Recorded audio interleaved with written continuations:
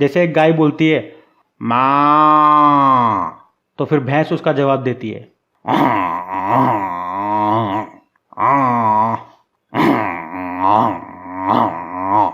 तो ये पंचायत चलती है। सो हे साथियों, चलो स्टार्ट करते हैं आज की क्लास बिना टाइम वेस्ट करे। ये सब चीज़ें बताने में टाइम वेस्ट नहीं करूंगा कि इसमें हम क्या करेंगे, आपको पता ही है।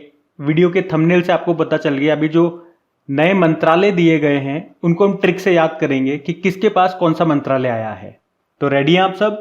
तो सबसे पहला मंत्रालय हम देखेंगे ministry of food processing industries, Hindi में बोलोगे तो खाद्य प्रसंस्करण उद्योग मंत्रालय। ये किसे मिला है? चिराग पासवान को मिला है। अच्छा, स्टार्टिंग में मैं आपको बता दूं, हम जिस तरीके से इनको याद करेंगे ना, हमारा फॉर्मेट ये रहेगा कि मोदी जी ने क्या सोच समझ करके इनको ये मंत्रालय दिए गए। जो कैबिनेट मीटिंग हो रही है तो वहां पे क्या बातचीत चल रही है, किस हिसाब से ये मंत्रालय दिए जा रहे हैं, ये हमारी ट्रिक्स की थीम रहेगी। अब जैसे फूड प्रोसेसिंग की हम यहाँ पे बात कर रहे हैं, तो मोदी जी की कैबिनेट मीटिंग में ये बातें चल रही है कि भैया फूड की प्रोसेसिंग कैसे होती है। तो किसी ने कहा जो फूड होता है ना, सबसे पहले उसमें चीरा लगाया जाता है, यानी कि कट लगाया जाता है। फिर उसमें देखा जाता है कि वो खराब है या सही है। अगर वो खराब होता है तो उसे फेंक देते हैं, अगर वो सही होता है तो उसे पास कर देते हैं। यही तो होता है फूड प्रोसेसिंग इंडस्ट्रीज में। तो चीरा लगाओ और पास कर दो, चीरा लगाओ और पास कर दो। और सही बताऊं तो यही होता है। हमारे घरों पे भी तो हम यही करते हैं।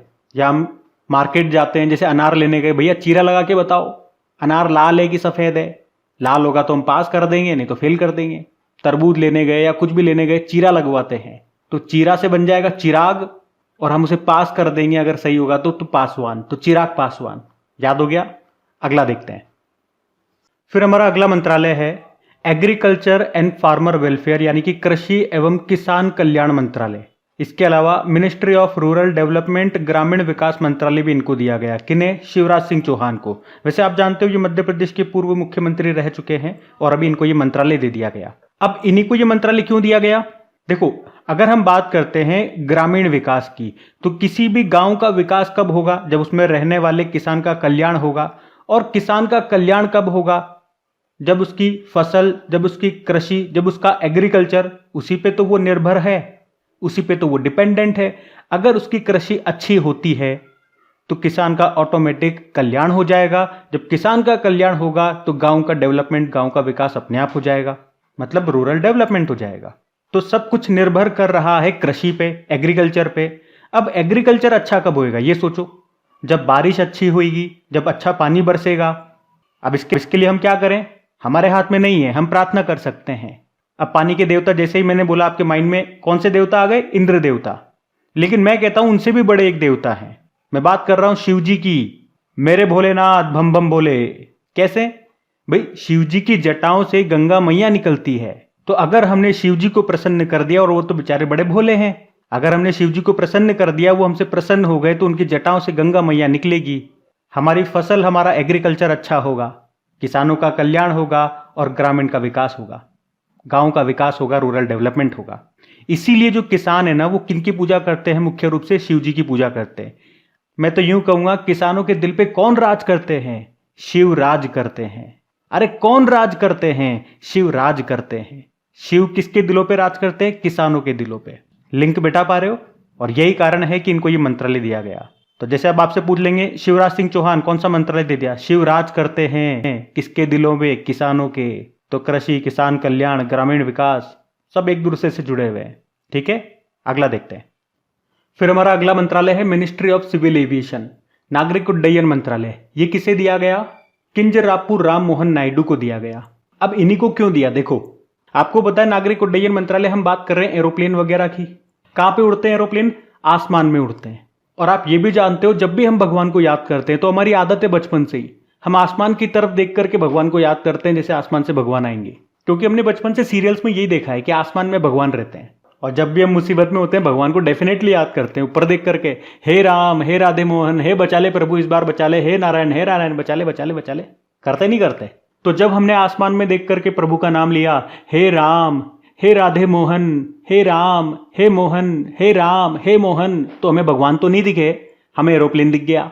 तो इसीलिए जो एरोप्लेन वाला मंत्रालय है, यानी कि नागरिक उड्डयन मंत्रालय, ये किसको दिया? राम मोहन को दिया। तो राम मोहन नायडू के पास आ गया सिविल एविएशन मंत्रालय। समझ में आ रहा है? और सच बताओ, जब भी मुसीबत में होते हैं ऊपर देख के भगवान को याद करते हैं ना, हे प्रभु, हे हरि राम कृष्ण जगन्नाथम प्रेमानंद, ये क्या हुआ प्रभु, बचा ले, इस बार बचा ले प्रभु, अगली बार नहीं होगा। सही बताओ, ऐसे ही करते हैं ना। चलो अगला प्रश्न देखते हैं, मतलब अगला देखते हैं मंत्रालय। फिर अगला मंत्रालय है ministry of women and child development, यानी कि महिला एवं बाल विकास मंत्रालय। अब यह मंत्रालय किसे दिया गया? देखो, अन्नपूर्णा देवी को दिया गया। अब आपको नाम से समझ में आ रहा होगा ये इन्हीं को क्यों दिया गया, क्योंकि इस मंत्रालय का काम क्या होता है, जो महिलाएं होती हैं, गरीब तबके की महिलाएं होती हैं, पिछड़ी जो महिलाएं होती हैं, और उसी तरह से जो बच्चे होते हैं, उनका कल्याण करना होता है, उनको पौष्टिक भोजन देना होता है, उनको अन्न सप्लाई करनी होती है। तो अन्न की सप्लाई कौन करेगा? जिसके पास अन्न होगा। तो हमने ये मंत्रालय अन्न की देवी को सौंप दिया। हमने कहा, हे अन्न की देवी, अब ये मंत्रालय आपके पास में है, अब ये आपकी जिम्मेदारी है, कोई भी महिला, कोई भी बच्चा भूखा नहीं सोना चाहिए। आपके पास अन्न के भंडार है, खूब अन्न दो उनको। तो ये भी हो गया, महिला एवं बाल विकास मंत्रालय किसको? अन्न की देवी को दे दिया। अगला देखते हैं। फिर अगला मंत्रालय है जल शक्ति मंत्रालय, मिनिस्ट्री ऑफ जल शक्ति। ये दिया गया है CR पाटिल को। अब इन्हीं को क्यों दिया गया? देखो, इसके पीछे एक लॉजिक है। आपको पता है, जो हमारे फ्यूल हैं, जैसे कि पेट्रोल हो गया, डीजल हो गया, ये बहुत महंगे हैं। थोड़ा सा भी अगर ढुल जाता है तो आपको बहुत दुख होता है ही नहीं होता? लेकिन उसी जगह पे अगर पानी ढुल जाता है तो आपको कोई दुख नहीं होता। ये बात भी सच है। लेकिन एक बात बताऊं, हम बिना पेट्रोल के, बिना डीजल के जिंदा रह सकते हैं। हमारे पूर्वज भी रहा करते थे, उनके पास पेट्रोल डीजल नहीं था, तब तो गाड़ियां भी नहीं थी। लेकिन हम बिना पानी के एक दिन भी जिंदा नहीं रह सकते। तो अब मुझे बताओ, सबसे ज्यादा कीमती क्या हो गया? पेट्रोल डीजल कीमती हो गया या पानी कीमती हो गया? तो आप कहोगे पानी कीमती हो गया। और उसी कीमती पानी को हम इज्जत नहीं दे रहे हैं, उसको वेस्ट कर रहे हैं। और इस जल की शक्ति हमें तब पता लगेगी जब ये हमें उपलब्ध नहीं होगा। जब आपको याद है क्या हालत हो जाएगी दुनिया की? अगर आपके पास एक बोतल होगी ना, आप करोगे ना, उस समय जब पानी नहीं होगा ना, तब आपको शक्ति का पता लगेगा। आपके पास अगर एक बोतल होगी ना पानी की, आपको होगे भाई साहब 1 करोड़ में दूंगा, सामने वाला झक मार के 1 करोड़ रुपए देगा आपको। हो सकता है दूसरा बंदा कह दे, भाई मैं 2 करोड़ दूंगा, मुझे दे पानी की बोतल। तो करोड़ों में बिकेगा ये पानी। ये है जल की शक्ति, करोड़ों की वैल्यू रखता है। तो हमने ये मंत्रालय उसी को दे दिया जिसके नाम में करोड़ आ रहा है। करोड़ को कैसे लिखते हैं हम? CR करके लिखते हैं ना। तो इनका नाम है CR पाटिल।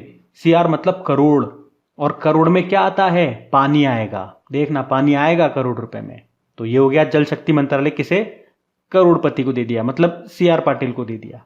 देखो, अभी जिस तरह से मैं आपको याद करा रहा हूं ना, बस आपको वो चीजें सुनती जानी है।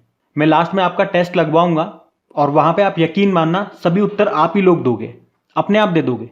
उत्तर अपने आप आपके दिमाग में चलने लगेगा, ये मेरी गारंटी है। भाई जो पुराने स्टूडेंट्स हैं वो तो जानते हैं मैं सही कह रहा हूं, लेकिन अगर कोई नया स्टूडेंट पहली बार क्रेक एग्जाम में इस तरह के हमारे वीडियो देख रहे हैं, तो या तो आप मुझ पर विश्वास करो जो मैं कह रहा हूं, और अगर आपको सबूत चाहिए तो आप यूट्यूब पे सिंपल सा सर्च करो, crack exam sustainable development goals tricks.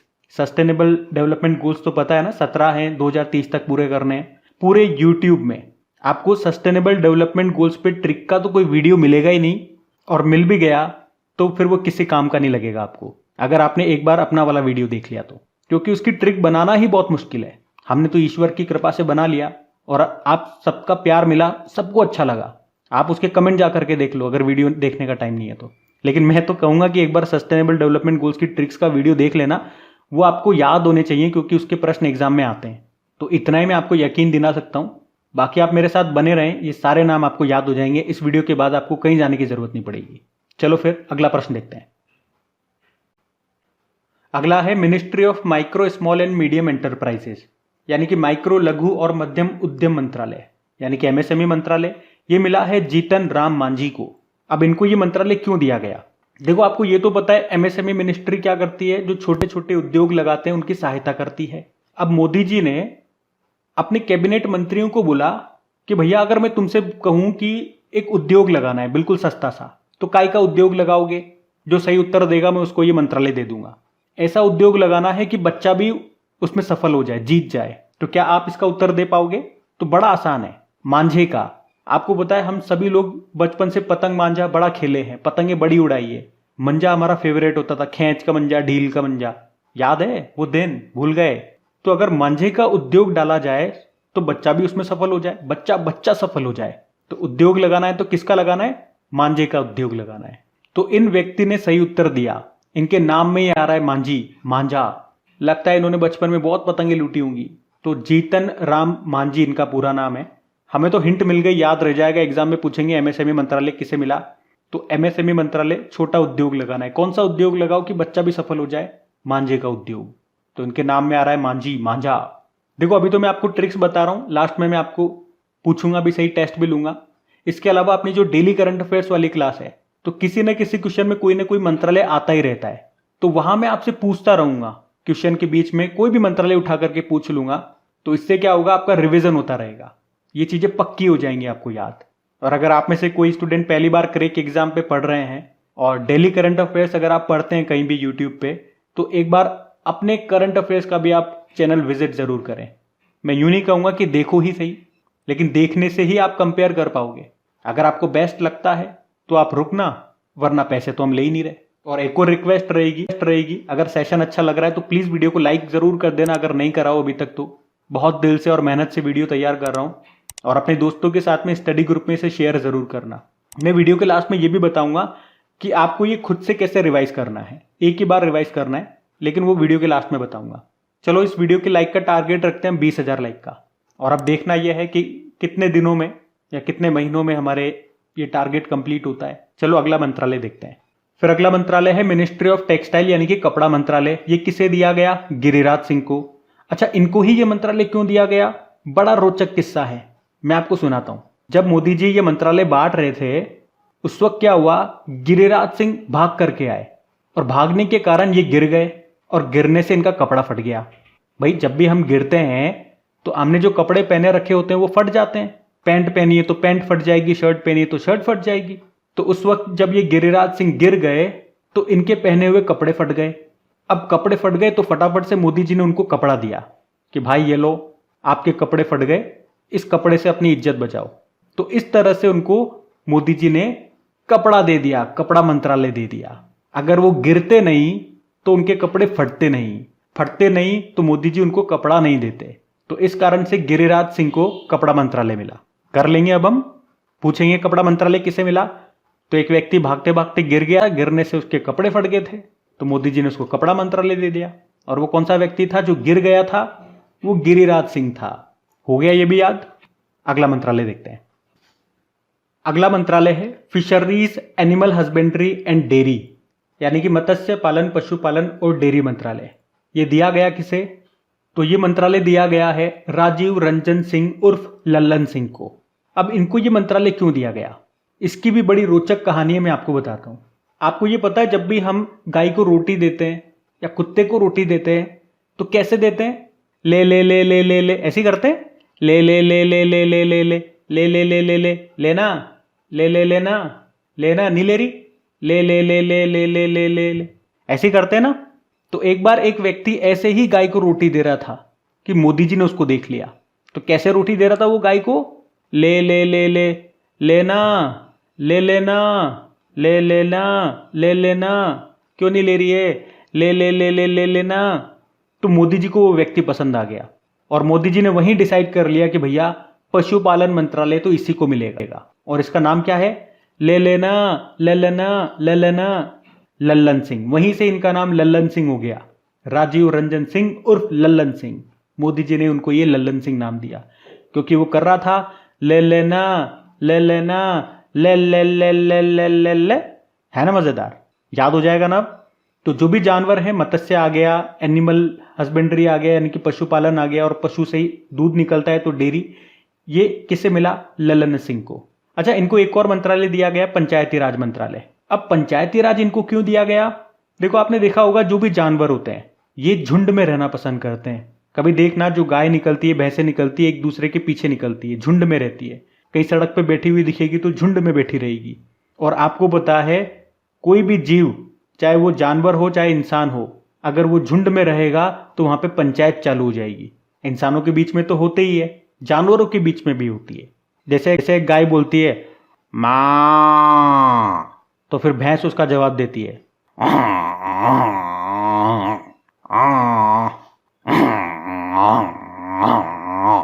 तो ये पंचायत चलती है। तो इसीलिए मोदी जी ने कहा, अरे जानवरों को तो तुम संभाल ही रहे हो, उनकी पंचायत भी तुम ही संभालो भाई। ललन सिंह, संभाल ले यार। तो ये हो गया हमारा मत्स्य पालन पशुपालन मंत्रालय और पंचायती राज भी इनके पास आ गया, ललन सिंह के पास। अगला मंत्रालय देखते हैं। अगला मंत्रालय है ट्राइबल अफेयर्स मिनिस्ट्री, यानी कि जनजातीय कार्य मंत्रालय। ये दिया गया जुएल ओराम को। अब इनको ये मंत्रालय क्यों दिया गया, देखो ये मैं आपको बताऊं उससे पहले एक बात कहना चाहूंगा। देखो यहाँ पे जो भी मैं बातें कर रहा हूं इसका केवल एक ही मकसद है, आपको चीजें याद करवाना आसानी से, ताकि एग्जाम में जब आपसे प्रश्न पूछा जाएगा, और मान के चलना यहाँ से एग्जाम में डेफिनेटली एक न एक प्रश्न आपके एग्जाम में मिलने वाला है, तो वो प्रश्न आपका सही हो जाए, आपको मार्क्स मिल जाए, इससे ज्यादा मुझे और कोई लेना देना नहीं है। और मेरा मकसद किसी को हर्ट करना नहीं है, किसी की मजाक बनाना भी नहीं है, ये बात आप लोग भी जानते हो। लेकिन फिर भी कुछ एक स्टूडेंट होते हैं, वो फिर बाद में कमेंट करते हैं आपको ऐसे नहीं बोलना चाहिए, उसके बारे में ऐसे नहीं करना चाहिए। तो ऐसे भाइयों को मैं पहले ही बता रहा हूं कि भाई बुरा मत मानना, आप ही को याद कराने के लिए मैं बोल रहा हूं, या कोई ट्रिक बनाने की कोशिश कर रहा हूं, निमोनिक्स आप कह दो। चलो अब बात करते हैं जनजातीय कार्य मंत्रालय ये दिया गया जुएल ओराम को, इन्हीं को क्यों दिया गया। आपने आदिवासियों के बारे में सुना होगा, भाई जो ट्राइब्स होती है तो मैं उन्हीं की बात कर रहा हूं, जो आदिवासी समुदाय के लोग होते हैं, बड़े पिछड़े हुए लोग होते हैं, और आपने आज तक उनमें कोई अमीर आदमी नहीं देखा होगा, सब गरीब होते हैं।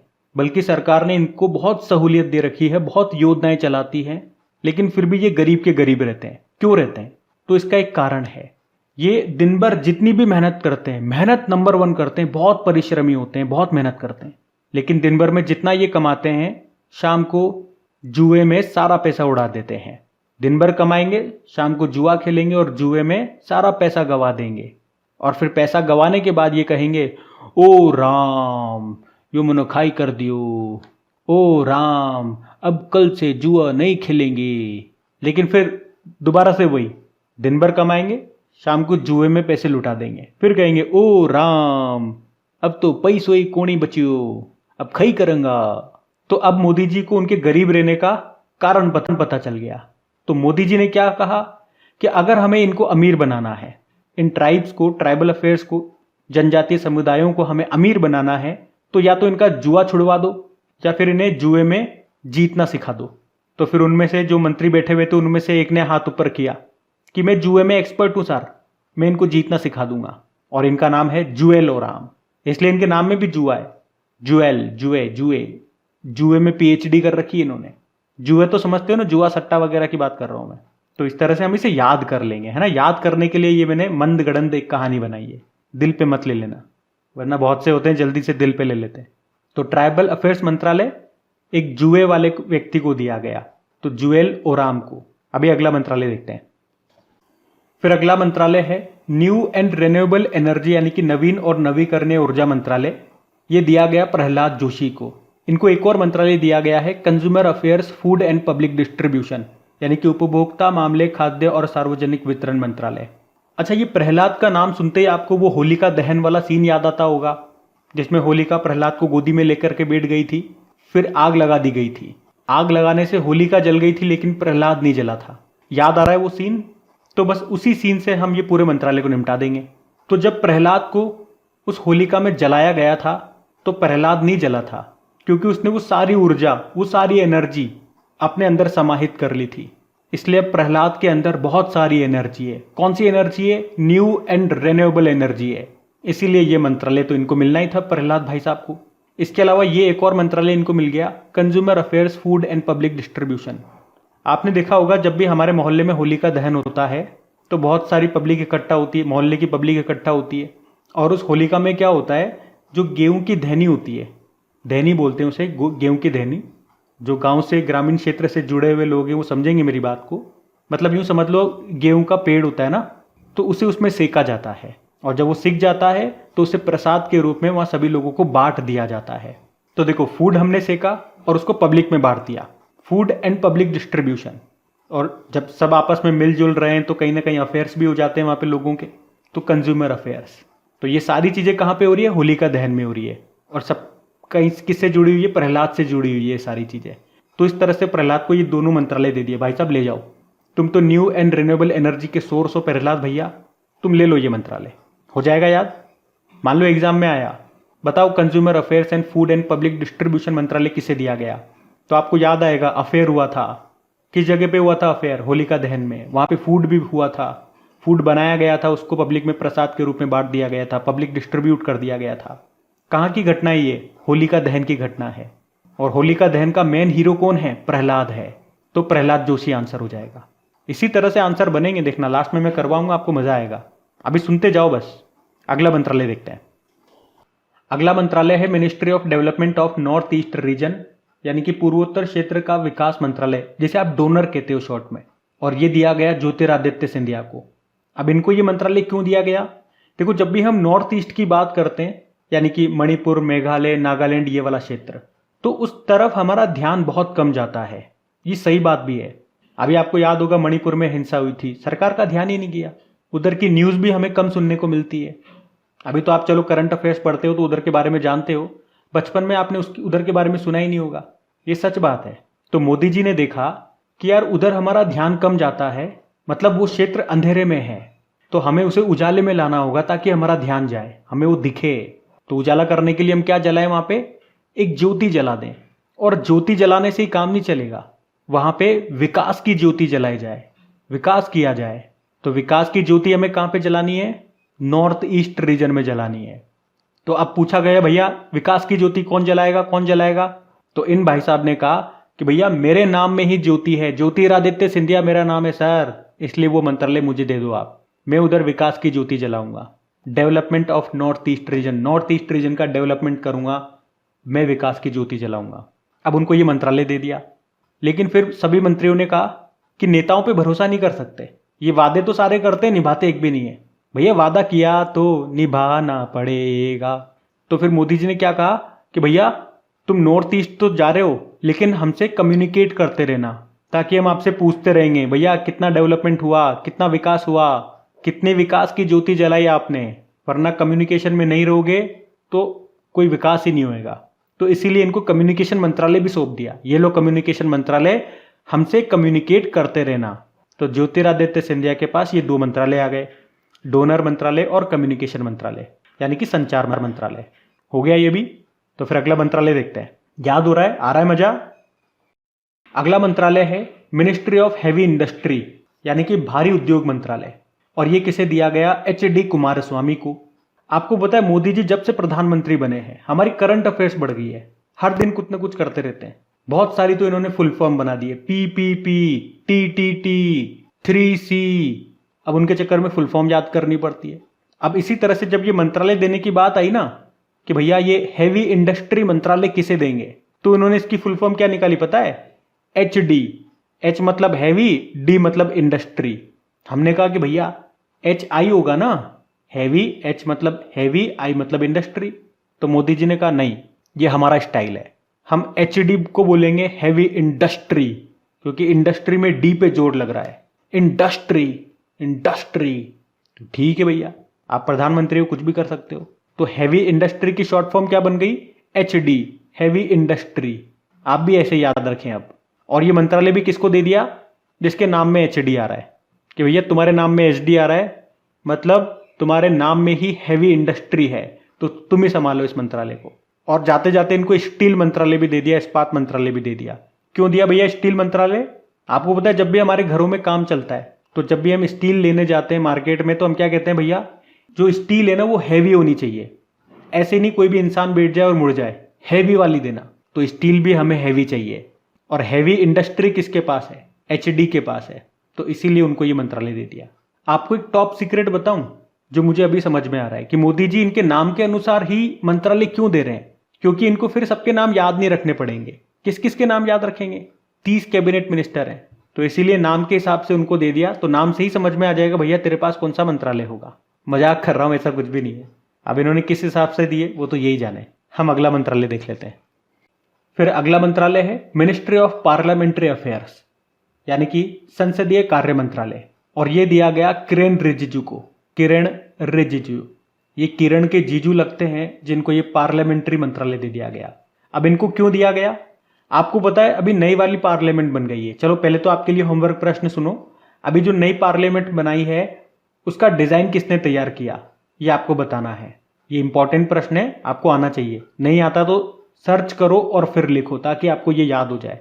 तो आपको ये पता है कि नई वाली पार्लियामेंट बन गई। आप पूछोगे पुरानी वाली क्यों छोड़ दी? तो आपको याद होगा एक बार पुरानी वाली संसद पे आतंकवादियों ने हमला कर दिया था, तो फिर नेताओं ने कहा कि भैया ये कैसी संसद है, यहाँ पे तो हर कोई चला आ रहा है, हमें नई संसद बनाएंगे, ऐसी संसद बनाएंगे, ऐसी संसद बनाएंगे कि आतंकवादी तो क्या सूर्य की किरण भी अंदर नहीं आ सकती। तो नई वाली पार्लियामेंट ऐसी टाइट सिक्योरिटी है, आतंकवादी तो छोड़ो सूर्य की किरण भी अंदर नहीं जा सकती। तो नई वाली पार्लियामेंट बनाने का उद्देश्य पता चल गया कि सूर्य की एक किरण को भी अंदर नहीं जाने देंगे। तो फिर किरण रिजिजू ने कहा भैया मेरा नाम भी किरण है, लेकिन मैं तो अंदर आऊंगी, मतलब अंदर आऊंगा क्योंकि मेरा नाम है किरण। तो फिर कहा हाँ बस तुम ही किरण हो जो अब अंदर आ सकते हो, तो एक काम करो तुम ही ये मंत्रालय रख लो। तो इनको ये मंत्रालय दे दिया गया। इसके अलावा इनको मिनिस्ट्री ऑफ माइनॉरिटी अफेयर्स भी दिया गया, अल्पसंख्यक कार्य मंत्रालय। अब ये मंत्रालय इनको क्यों मिला? तो जब नेताओं ने बोला ना हम इस तरह की नई पार्लियामेंट बनाएंगे कि सूर्य की किरण भी अंदर नहीं आ सकती, तो सूर्य की किरण ने क्या कहा कि भैया अपनी औकात में रहो, मुझे तो एक माइनर सी जगह भी दिख गई ना तो मैं अंदर आ जाऊंगी, मुझे तो अंदर आने के लिए एक अल्प सी एक माइनर सी जगह चाहिए, मुझे कोई नहीं रोक सकता। तो देखो तीनों चीजें मैच कर रही है। पार्लियामेंट अंदर किसको नहीं आने देगा? किरण को, तो किरण रिजिजू, लेकिन किरण ने क्या क्या कहा, मुझे तो एक माइनर सी जगह मिल गई तो मैं तो अंदर आ जाऊंगा। तो माइनर से माइनॉरिटी अफेयर्स, अल्पसंख्यक मंत्रालय हो गया सेट। अगला मंत्रालय देखते हैं। अगला मंत्रालय है ministry of housing and urban affairs, आवास और शहरी मामलों का मंत्रालय। ये किसे दिया गया? मनोहर लाल खट्टर जी को। और आपको पता है ये कौन है? हरियाणा के पूर्व मुख्यमंत्री हैं ये। एक्चुअली में हरियाणा में पहले गठबंधन की सरकार थी, फिर गठबंधन टूट गया और इनको इस्तीफा देना पड़ा, लेकिन बीजेपी ने फिर से गठबंधन कर लिया था, लेकिन इनको मुख्यमंत्री नहीं बनाया। फिर वहां पे मुख्यमंत्री नए बनाए गए थे, कौन? नायब सैनी। तो मनोहर लाल खट्टर जी ने बीजेपी से कहा कि मुझे मुख्यमंत्री क्यों नहीं बनाया? तो बीजेपी ने कहा कि आप बहुत दिन से काम कर रहे थे ना, तो आप एक काम करो, अपने घर जाओ, अपने आवास में जाओ और आराम करो। इनको अपने आवास में भेज दिया, आप आराम करो, मंत्रालयों का डिस्ट्रीब्यूशन होगा तब हम आपको मंत्रालय दे देंगे। तो इतने टाइम से ये अपने आवास में निवास कर रहे थे, आराम कर रहे थे। अब ये तो बड़े बड़े लोग हैं, जब ये घर पे रहेंगे तो इनको पूरी सुविधाएं चाहिए, एसी होना चाहिए, फ्रिज होना चाहिए, कूलर होना चाहिए, हीटर होना चाहिए, टीवी होनी चाहिए। और ये सारी सुविधाएं वाली चीजें हैं, ये किससे चलती है? विद्युत से चलती है, पावर से चलती है। तो इनके आवास में पावर भी होनी चाहिए। इसीलिए जब ये मंत्रालय दिया जा रहा था कि आवास और शहरी मामलों का मंत्रालय किसे दिया जाए, तो इन्हीं का नाम चुना बीजेपी ने। आपको बताया बीजेपी ने जो खास खास मंत्रालय थे ना, वो खुद की पार्टी के लोगों को ही दिया है। तो बीजेपी ने सोचा कि यार मनोहर लाल खट्टर जी, आप काफी टाइम से अपने घर पे हो, अपने आवास में निवास कर रहे हो, तो आवास का अच्छा खासा नॉलेज हो गया होगा आपको। और पूरे देश में बिजली कटौती होती है, लेकिन आपके घर में नहीं होती, आपके घर में पूरे टाइम पावर आती रहती है, तो पावर का भी नॉलेज हो गया होगा आपको। तो एक काम करो, ये मंत्रालय आप ही लो। तो इसी कारण से हाउसिंग एंड अर्बन अफेयर्स मंत्रालय और पावर मिनिस्ट्री मनोहर लाल खट्टर को दे दिया गया। अब जैसे एग्जाम में आपसे पूछा जाएगा कि बताओ housing and urban affairs ministry, आवास और शहरी मामलों का मंत्रालय किसे दिया गया, तो आपको याद आएगा बीजेपी के वो कौन से नेता थे जो बहुत लंबे समय से अपने घर पे, अपने आवास पे निवास कर रहे थे। घर को आवास ही बोलते हैं ना, तो आवास पे निवास कर रहे थे। तो आंसर होगा मनोहर लाल खट्टर। अब आप में से मुझे पता है कुछ होशियार स्टूडेंट होंगे, वो कहेंगे वैसे तो बीजेपी के दो मुख्य नेता थे जो घर पे आराम कर रहे थे, एक तो ये मनोहर लाल खट्टर और एक एमपी के मुख्यमंत्री शिवराज सिंह चौहान। तो उनको क्यों नहीं दिया? तो उनको भी दे सकते थे, लेकिन उनको ऑलरेडी एक मंत्रालय दे दिया हमने। कौन सा?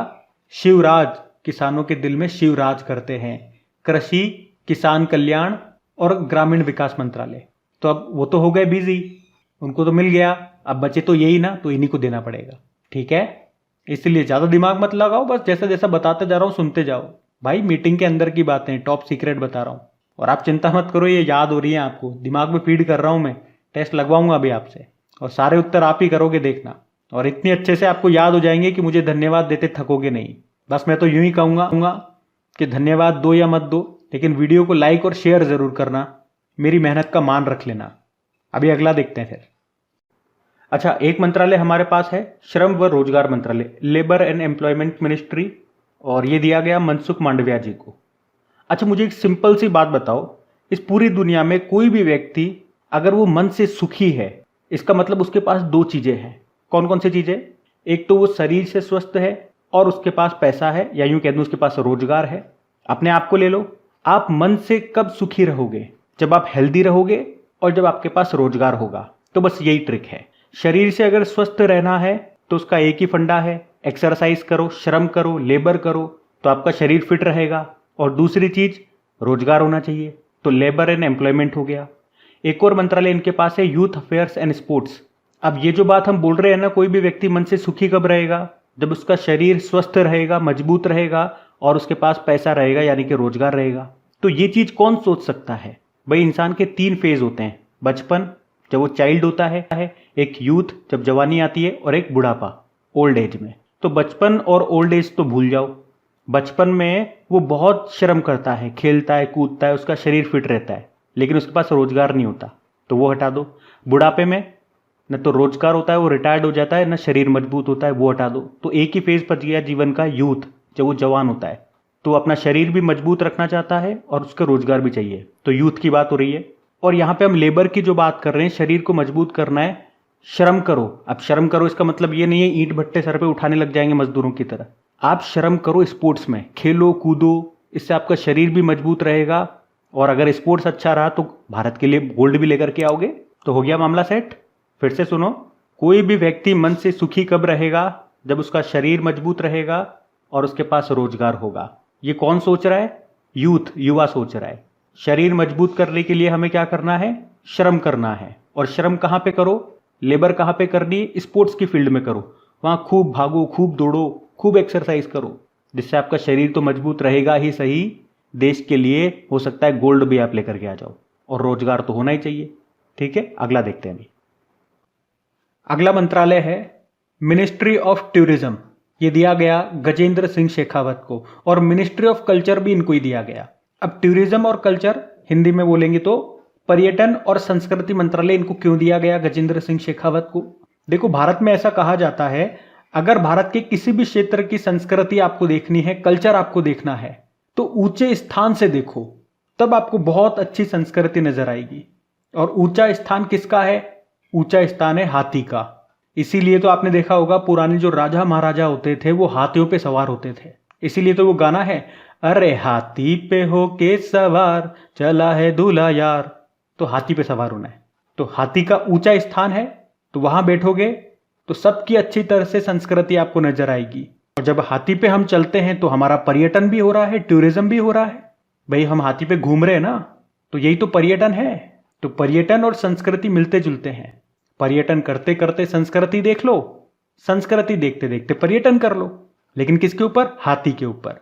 तो इसीलिए ये मंत्रालय किसे दिया गया? हाथी को दिया गया। अब हाथी नाम का तो कोई व्यक्ति नहीं है, लेकिन हाथी को हम क्या कहते हैं? गज कहते हैं, गजराज। तो इनके नाम में आता है गजेंद्र सिंह शेखावत। तो इनको कहा कि भैया ये मंत्रालय तो तुमको ही लेना पड़ेगा, क्योंकि तुम्हारे नाम में गजराज आ रहा है। गजराज यानी कि हाथी। तो गजेंद्र सिंह शेखावत को कौन सा मंत्रालय मिल गया? पर्यटन और संस्कृति मंत्रालय। देखो, ये जो अंदर कैबिनेट मीटिंग हुई है उसकी टॉप सीक्रेट बातें मैं आपको बता रहा हूं, लीक मत कर देना, नहीं तो पता लगे आप लीक कर दो। अगला अगला अगला देखते हैं। फिर अगला मंत्रालय है ministry of health and family welfare, यानी कि स्वास्थ्य और परिवार कल्याण मंत्रालय। ये किसे दिया गया? जेपी नड्डा को दिया गया। और ये आपको याद भी होगा, अगर आप तैयारी कर रहे हैं कंपटीशन की, तो ये तो आपको जरूर याद होगा कि जो मोदी जी का पहला वाला कार्यकाल था 2014 वाला, उसमें हेल्थ मिनिस्टर यही थे, जेपी नड्डा। फिर दूसरे वाले कार्यकाल में 2019 वाले में मनसुख मांडविया बन गए, लेकिन अब तीसरे कार्यकाल में ये पहले वाले बना दिए गए, जेपी नड्डा।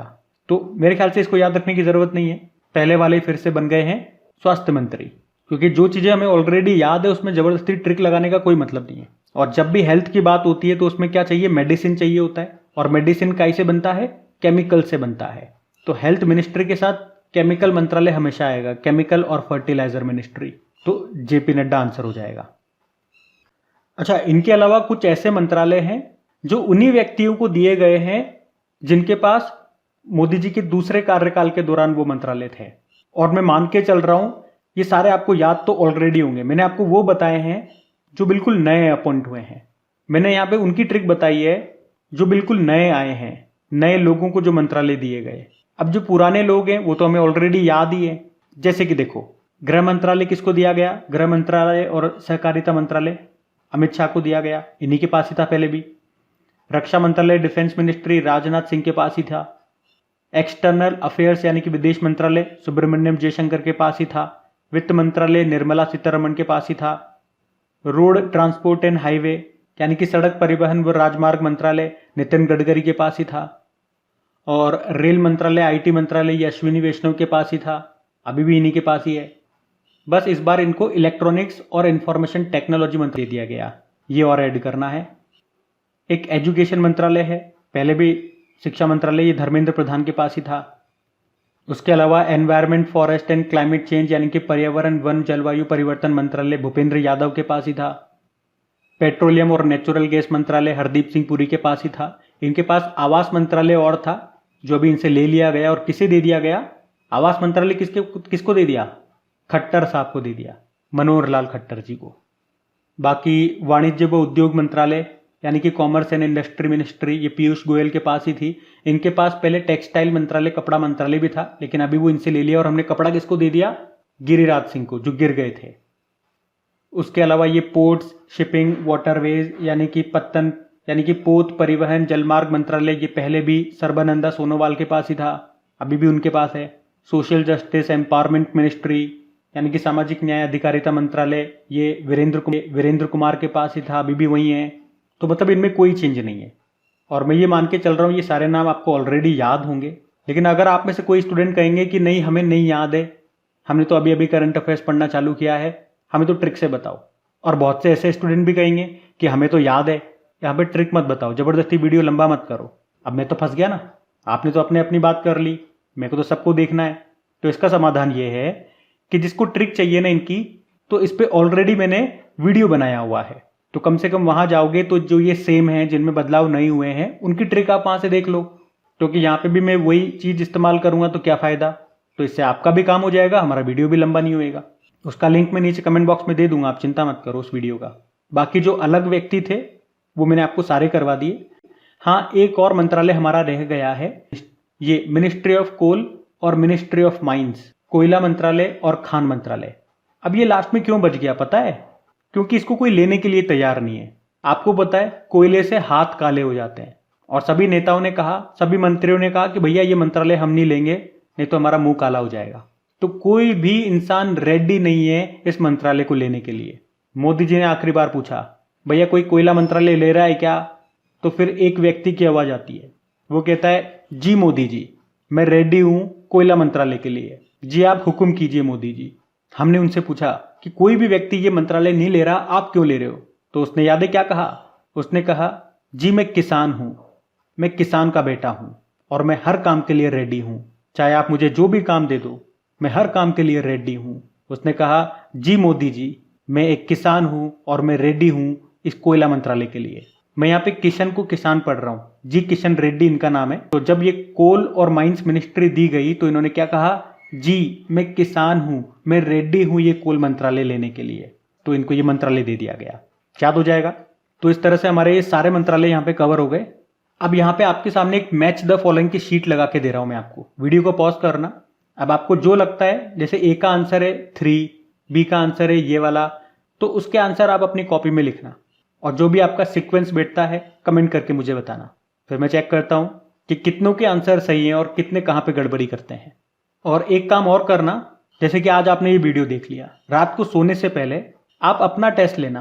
कैसे लोगे? अपने आप को कोई भी नाम देना, कोई भी मंत्रालय देना, कोई कॉपी पेन वगैरह की जरूरत नहीं है, ऐसे ही सोते सोते ही, घूमते घूमते ही अपने आप को कोई भी नाम देना। जैसे दे दिया आपने आपको कि यार बता आवास मंत्रालय किसको दिया गया, बता नागरिक उड्डयन मंत्रालय किसको दिया गया, चल बता जल शक्ति मंत्रालय किसको दिया गया। अपने आप से प्रश्न पूछना और फिर देखना उत्तर आप दे पा रहे हो नहीं दे पा रहे। इससे आपका अच्छी तरह से रिवीजन हो जाएगा। और फिर दूसरे दिन एक काम ये करना कि अपने किसी भी दोस्त को कॉल करना, या आसपास रहता है तो घूमते हुए उसके पास जाना और उससे कहना, बेटा इधर आ, पूछ तेरे भाई से जो पूछ सकता है, पूछ ले, मौका है मौका, मार दे चौका। और आप जानते हो हर एक फ्रेंड, तो वो आपसे कठिन से कठिन मंत्रालय पूछेगा, और जब आप उसके उत्तर दे दोगे ना, तो उससे पता है क्या होगा, आपके दोस्त का तो नहीं पता, लेकिन आपका जो कॉन्फिडेंस है वो एक अलग ही लेवल पे चला जाएगा। सेल्फ कॉन्फिडेंस बूस्ट हो जाएगा आपका कि मैं कर सकता हूं कुछ भी। तो ये 2 काम जरूर से करना, ये आप ही के लिए बता रहा हूँ मैं। फिर आपको कुछ भी ज़रूरत नहीं है, ये आपको याद हो गए हैं, आपको टेंशन नहीं लेना है। एग्जाम में यहाँ से डेफिनेटली प्रश्न आएगा, आप उसको करके आ जाओगे। बाकी ये तो मैंने आपको ट्रिक्स बताई है, इसका मैंने डिटेल्ड वीडियो भी ऑलरेडी बना दिया है, जहाँ पे मैंने नाम बताया, उस व्यक्ति का नाम, कौन सा मंत्रालय दिया गया, वो किस सीट से आते हैं, निर्वाचन क्षेत्र कॉन्स्टिट्यूंसी, लोकसभा से हैं या राज्यसभा से सांसद हैं, ये भी मैंने आपको बताया है। उन्होंने किसके खिलाफ ये चुनाव जीता है और पहले उनके पास कौन सा मंत्रालय हुआ करता था, अगर उनसे रिलेटेड कोई खास बात है तो वो भी मैंने आपको बताई है। तो वो वीडियो भी आप जा करके देख लीजिएगा, इंपॉर्टेंट वीडियो है वो। और वीडियो को अभी तक आपने लाइक नहीं करा तो प्लीज़ वीडियो को लाइक कर देना और एक बार अपने दोस्तों के साथ में शेयर ज़रूर कर देना। ये इतनी सी मेरी रिक्वेस्ट आप एक्सेप्ट कर लेना प्लीज़। तो बस आज के लिए इतना ही, थैंक यू।